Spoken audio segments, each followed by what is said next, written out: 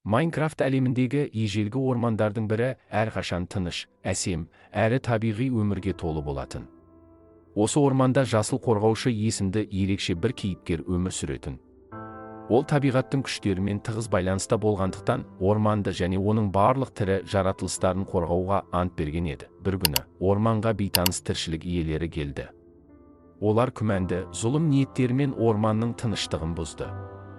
Орманды бұзушылар есімімен танымал бұл топ табиғатты өзінің қажеттіліктері үшін пайдаланып, ағаштарды кесіп, табиғатты қиратуды көздеді. Жасыл қорғаушы олардың әрекеттерін байқап, орманды қорғау үшін дайындықты бастады. Ол өзінің сиқырлы күштерін қолдана отырып, табиғатты қалпына келтіріп, өсімдіктерді жаңартуға тырысты. Бірақ орманды бұзушылар да қарапайым тіршілік иелері емес еді.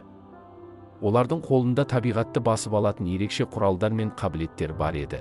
Жасыл қорғаушыға орманды сақтап қалу үшін не істеу керек? Ол өзінің ішкі күшін тауып, табиғаттың шексіз қуатымен бірігуге міндетті еді.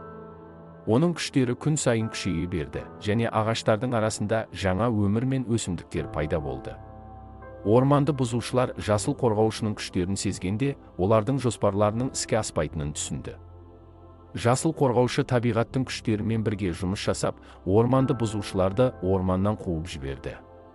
Осылайша орман қайтадан тыныштық пен бейбітшілікке оралды, ал жасыл қорғаушы өз міндетін орындап, табиғаттың қорғаушысы ретінде атағын сақтап қалды.